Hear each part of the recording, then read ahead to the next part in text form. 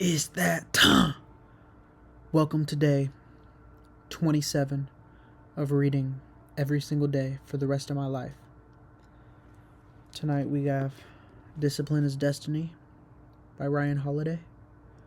Yeah, I'm at page 258. I think I can finish this in 2 more days. No, today and tomorrow. Tomorrow is when I will finish this. I'm going to start 30 minutes, starting right. Do I want to shut this? Nah, it's fine. Alright, 30 minutes starting. Actually, I'm going to shut... No, I think it'll be okay. Alright, 30 minutes starting now. Day 20, 27, baby, let's get it.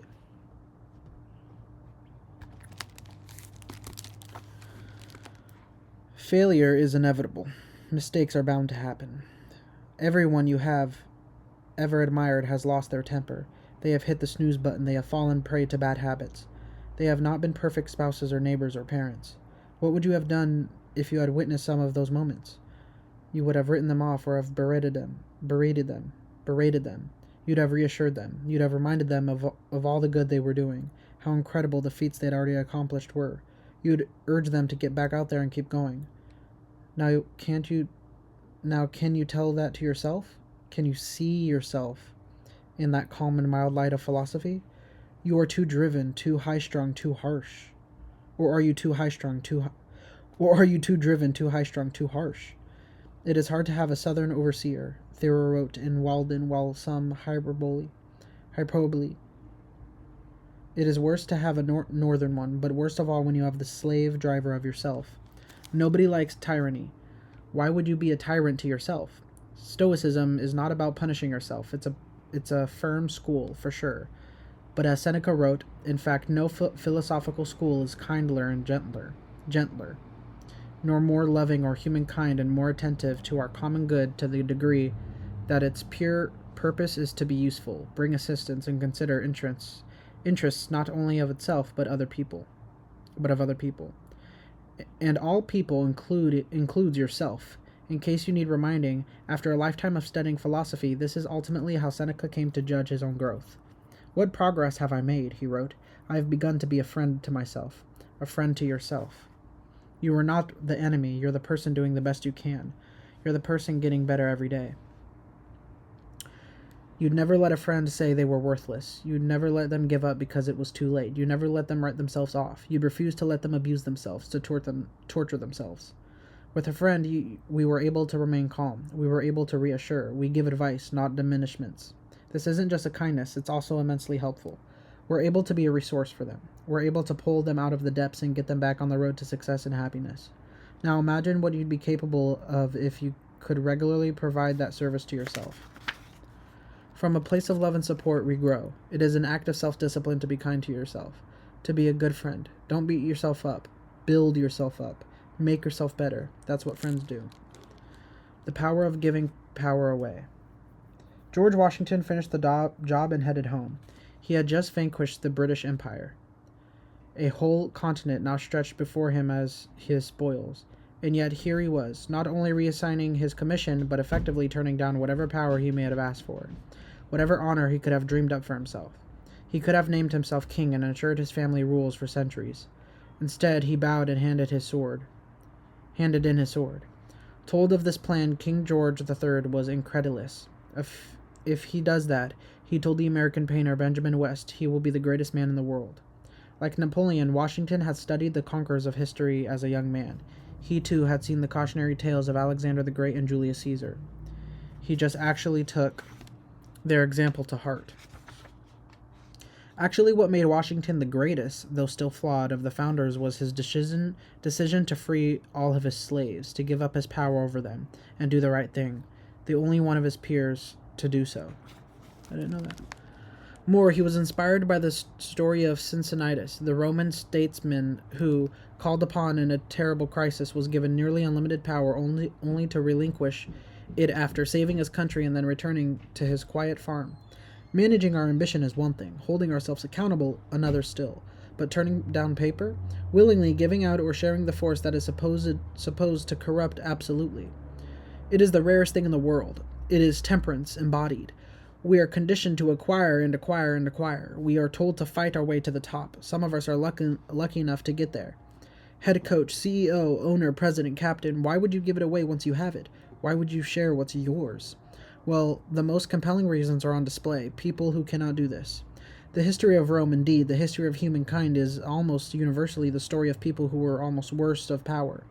From Nero to Napoleon, Tiberius to Trump, power doesn't just corrupt, it reveals. It places unimaginable stress on a person and subjects them to unbelievable temptations. It breaks even the strongest. Don Charney founded American Apparel, a fashion company based on fair labor prices and ethical branding. But as success came and temptation swirled, he slowly, steadily betrayed those principles, clinging to control and power, even as the stress and scrutiny sucked the joy out of the job. Investors, advisors, employees all counseled him to bring on competent operators to solve difficult problems that he could not do. But he could not do it. Okay. Operators to solve difficult problems, but he could not do it. He preferred lackeys and young women he could have power over to sharing power and empowering others. Before his intemperance finally led the company's board to remove him, he was offered a last alternative. He could resign as the CEO and become a creative consultant, retaining his stock options and $1 million a year salary. Instead, he chose to destroy it rather than face the prospect of someone having even the slightest control over what he had built. One of the brilliant innovations of the American founders was the separation of powers. They understood that concentrated power was dangerous and that leadership was a burden but widely distributed. Washington understood that he was handing it back to the people to divvy it up and assign it as they saw fit. Most ambitious leaders could not just ignore the siren song. Washington could. The person who could not resist a danger to themselves and to the organization. The person who needs this, who cannot bear to be anything but in charge. They are not great even if they achieve great things. They are an addict. They do not have power. I myself gave this warning many times. They are an addict. They do not have power. Power has them. They are never the leaders whose organizations achieve sustained success or reach their potential because they are incapable of planning for their succession. They are incapable of empowering others. They are incapable of doing anything that diminishes their own significance. Looking at the opportunities before him in the mild light of calm philosophy, Washington chose the path of Cincinnatus back to Mount Vernon. He wanted quiet time alone. He wanted to humble himself with hard labor. He was observing the separation of civilian and military power. He was putting the country above himself. It couldn't have been easy for an ambitious man with strong opinions about how things should go, yet he did it. But didn't Washington eventually become president? Yes, he did, reluctantly, and only after submitting 2 popular elections. Then he resigned for the final time after 2 terms, setting an extra constitutional norm of restraint that would be observed, unbroken for the next 150 years before it was enshrined on the Constitution of 22nd Amendment in 1951. In Rome, the emperor had incredible power. Nearly anything they wanted was theirs if they asked. Yet both Marcus Aurelius and Antoninus chose to defer to the public votes for the office of consul during their terms, running as private individuals instead of demanding the honor and power as a right. If I were them, you might be thinking, I would have taken the money, I would have seized the power, and perhaps they would have too, if they were you. Plato said that the best leaders didn't want power. In truth, it's that they didn't need it, because they had conquered their appetites and their ego. They are stronger, more independent, less corruptible, calmer, kinder, more focused on what matters. After the war, Churchill was offered a dukedom by Queen Elizabeth. He was so moved and honored that he nearly broke down in tears. Then he caught himself and politely declined. I remembered that I must die as I have always been, he said, Winston Churchill. What matters isn't the title, it isn't the power, it isn't wealth, it isn't the control. That greatness isn't... Damn.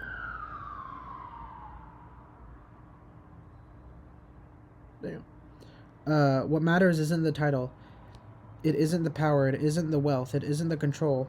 What greatness isn't what you have, it's who you choose to become, or who you choose to remain. Turn the other cheek. At the Southern Christian Leadership Conference in 1962 in Birmingham, Martin Luther King Jr. stood before a large integrated audience and gave the closing address. As King spoke, thanking the audience and reminding them of plans for the next year, a white man named Roy James walked onto the stage and began to savagely beat him. The first punch struck King with such force in the face that he spun around. The next blow came to a rapid succession, landing on his head and back, filling the now silent auditorium with the sickening sound of bone connecting with flesh. Septim Clark in the audience was stunned by this sudden burst of violence, not sure at first if it was part of a demonstration. But then she watched as King, gathering himself after the first onslaught, turned to face his assailant and drop his hands like a newborn baby to receive more blows. As he was being beaten in front of hundreds of people, he actually opened himself to this attacker, literally turning the other cheek as the ultimate demonstration of the principles of nonviolence and Christian love. The display momentarily stunned James, too long for enough people just to jump between them. "Don't touch him," King shouted to the now furious crowd. "Don't touch him. We have to pray for him." As the crowd began to pray and sing, King spoke kindly of the man who had just beaten him, reassuring James that he would not be hurt for leading him into a private office where they talked. Returning to the stage some time later, after taking 2 aspirin from Rosa Parks, King concluded the conference with an ice pack held to his face. It is one thing to take nonviolence as a lawfully wedded wife, as King liked to say, to try to ignore taunts and provocations. It's another thing to do while you're being beaten by a Nazi in front of your closest friends and supporters. It's another to step toward the violence to show the friends and supporters what self-mastery looks like in the literal clinch, and to be forgiving enough to surprise even the Birmingham police by refusing to press charges. It might be possible to punch a person who is that compassionate, but it's impossible to beat him. King knew that. He wore America down in his capacity for suffering. He awed America with his restraint. Responding, fighting back, this is expected. Rising above these understandable, even self-preserving instincts takes discipline. To be above it entirely is true self-mastery. James was an actual member of the American Nazi Party. Damn. To King, there was something beyond political expediency to nonviolence. There was something about it that elevated a person. It could take the most ordinary, even flawed person and allow them to reach, at least in the moment of crisis or protest, a transcendent heroic plane. Such was the person of love and grace and forgiveness. Turning the other cheek is a spiritual principle, something rooted in the virtue of justice, to be sure. But it is also an act of will. You have to do it, even though it hurts. In 1952, Sandra Day O'Connor took a lawfully wedded vow to marry her husband, John J. O'Connor. For nearly 40 years, across overseas postings, political campaigns, and in the highest court in the land, she did as she promised, loving and cherishing, having and holding, for better or for worse. But in 1990, he was diagnosed with Alzheimer's, putting that notion of sickness and health to a very real test. At first, she would bring him back to work with her day so he would not be so lonely. Sandra would ultimately give up her dream job, a job meant to be held for life, to take care of him, even as her beloved husband had trouble recognizing her. In 2007, a news reporter broke that John O'Connor had fallen in love with another Alzheimer's patient, as victims of Alzheimer's sometimes tragically do, forgetting his wife and marriage entirely. Gathering herself up, O'Connor decided to use her considerable platform to draw attention to this merciless disease and cooperate with the story. "I'm happy it makes John happy," she would say with a brave face, even as it must have broken her heart. That's what commitment looks like. The thing about marriage, about relationships, about putting ourselves up and out there in public is that they open up to us to being hurt. They make us vulnerable. Protecting ourselves is easy. All we have to do is close back up.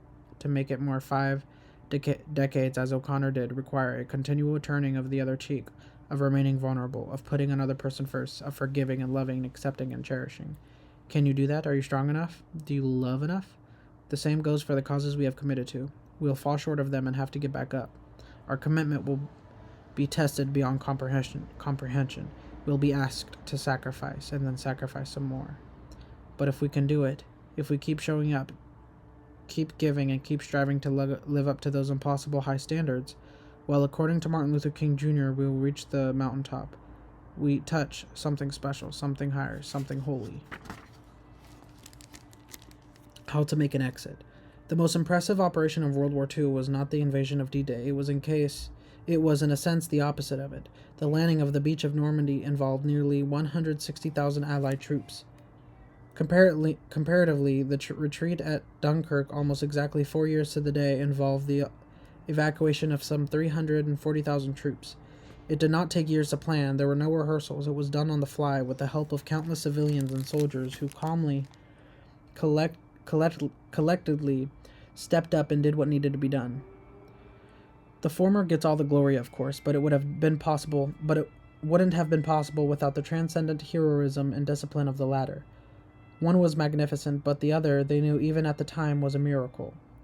It was a defeat, unquestionably, and yet the order of discipline in which it was handled actually inspired Britain. Churchill would give, in the following days, his famous speech about fighting on to the end, on the beaches, in the air of the fields, and in the streets.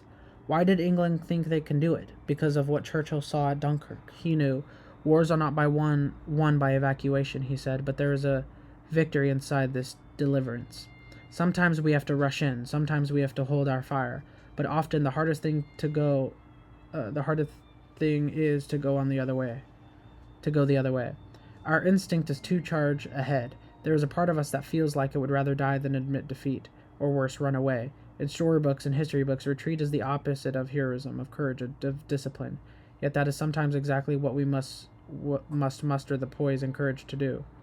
At the Battle of Delium, Socrates found himself in such situation. We don't tend to see Socrates as a soldier, but he was, and a good one at that. The Athenian line had broken and men were in flight, but Socrates maintained his self-discipline, and even as he fled, he was sure not to drop his arms or shield. We're told he continued to fight even as he left the field of the battle. Alcibiades, a student of Socrates whose life Socrates have saved, would be profoundly inspired by the sight of the philosopher battling his way to safety, not abandoning anyone or anything of value, least of all his dignity. This sort of man who has never touched in war, he would later say, those who are only pursued are running away headlong. Charging ahead is always inspiring, but sometimes it takes a bigger man and another level of discipline to be able to maintain your dignity when you have to be the other way.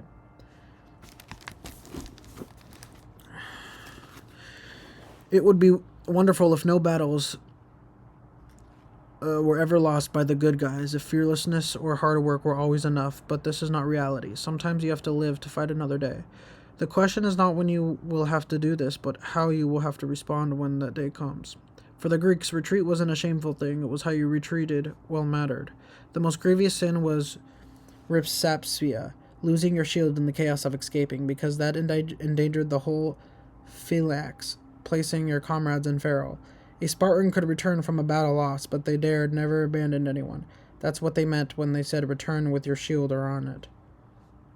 When things look lost, or some just give up, terrible things come with this collapse of will.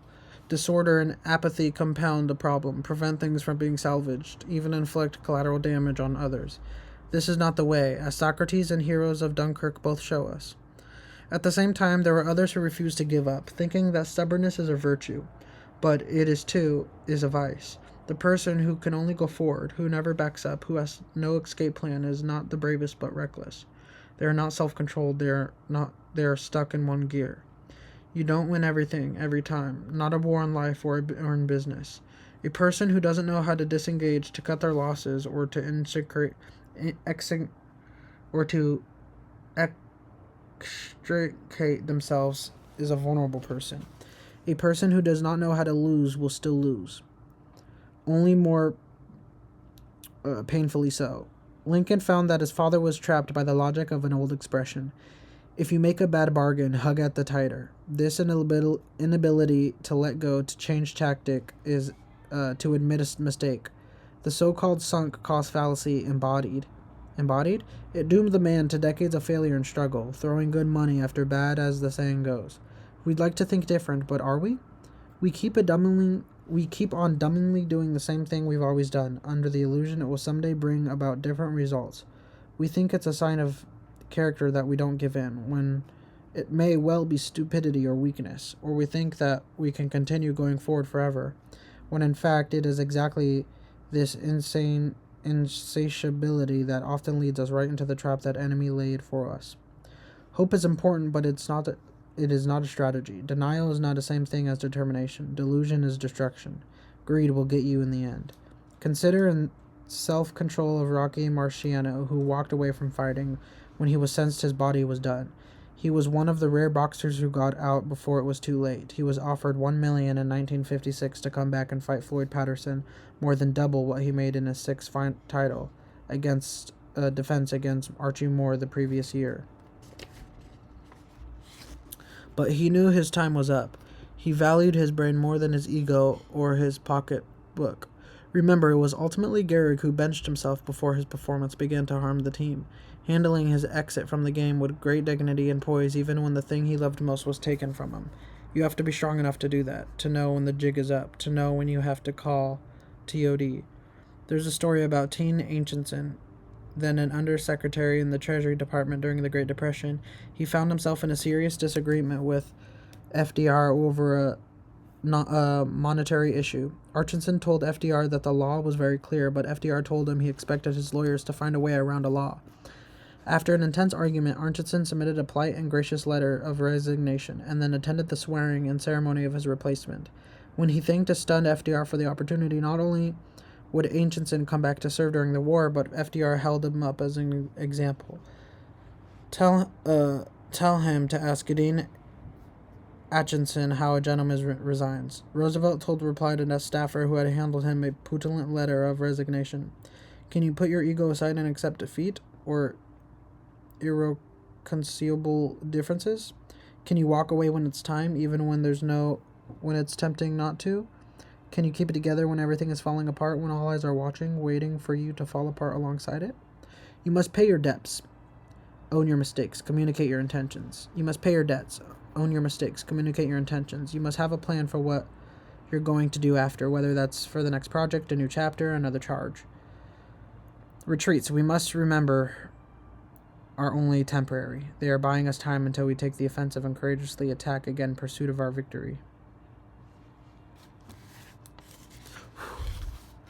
Endure the unendurable.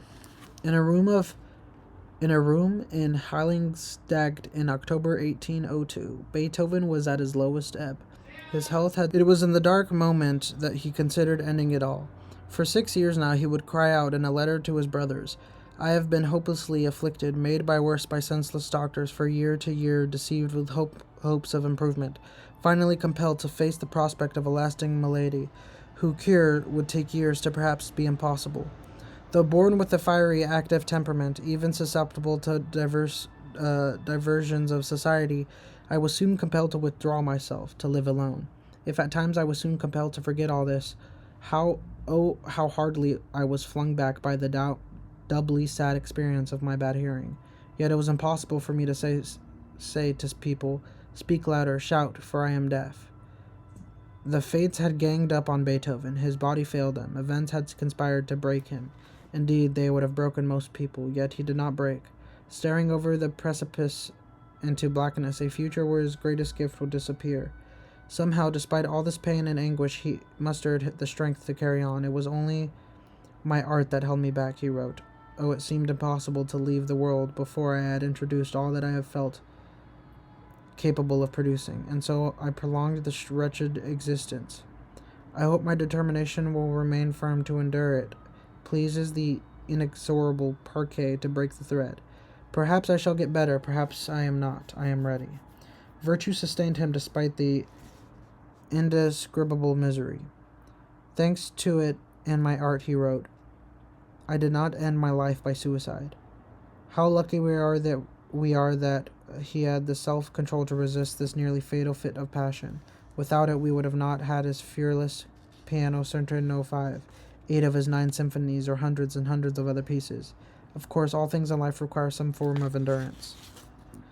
Patience, toughness, delayed gratification, all that. But what about life itself? Sometimes, as Seneca would write from the perspective of his own crippling illnesses and then exile, even to live is an act of courage, and discipline too. Life is not fair, it is not kind, it demands from us just not a strength of body and mind, but also of soul. What the ancients called carteria, or perseverance, otherwise we cannot bear to soldier on.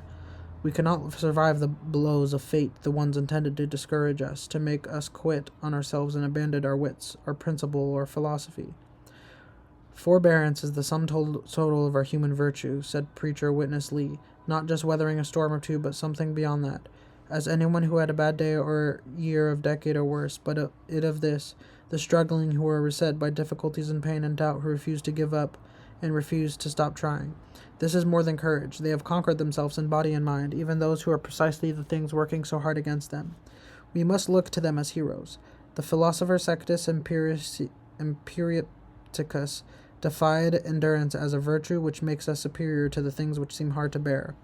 Paul Gallico, writing about his friend Louis Garrick, tried to define the heroism of a man and settled on, among the other things, the capacity for quiet, uncomplaining suffering, the ability to try to take it and never let on, never to let the world suspect you are taking it.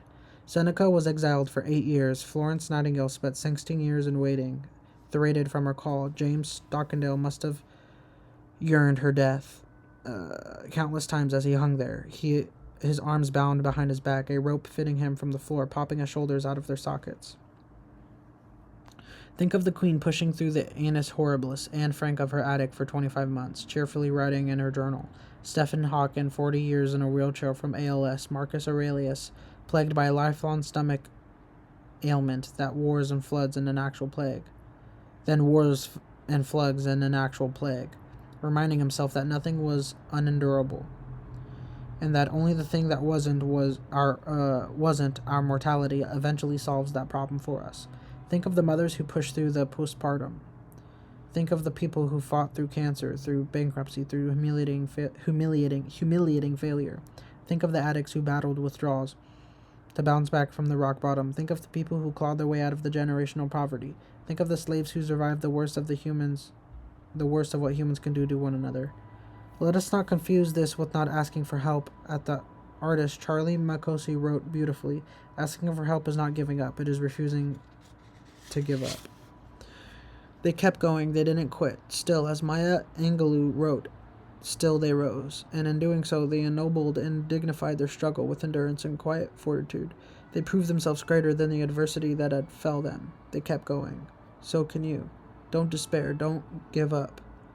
Keep the faith, because one day you will look back from the other side of the struggle and be glad you did. All of us will.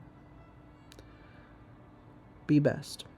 By AD 66, Pompey had already earned the title Magnus, making him in fact and in name Pompey the Great. He had conquered Spain. He had served as Rome's consul not once but twice. He had defeated Spactatus in the Third Servile War, and now he was being sent to dispatch with the Clitian pirates who terrorized the Mediterranean. Before he left, he stopped for a private consultation with Stoic philosopher Posidonius, one of the great minds of the ancient world. Posidonius' advice might have seemed rather redundant. Be the best and always superior to others, he had told them ambitious general, quoting a line from the Odyssey. But Posidonius wasn't talking about achieving more victories over the enemy, he was talking about conquering the self. Not honors, but being honorable. Plutarch tells us about a far less famous general and statesman in Greece, many generations before Pompey, despite his brilliance in and off the field. On and off the field. Epaminondas was appointed to insulting minor office in Thebes. In fact, it was because of his brilliance that he was to be put in charge of the city sewers, instead of being provoked or despairing at his irrelevance. A number of jealous and fearful rivals thought it would be effectively end his career.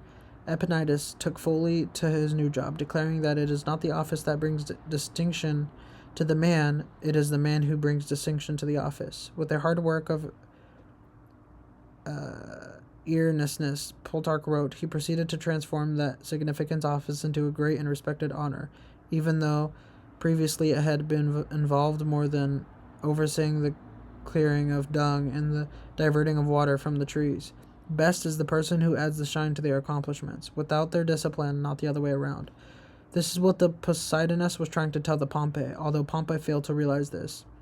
In the end, it's not about what we do, it's about how we do it, and by extension, who we are. Too often, we find people choosing to be great at their profession over being a great human being, believing that success or art or fame or power must be pursued to the exclusion of all else. Does it have to be that way? Does being loved have to be odds with being lovely?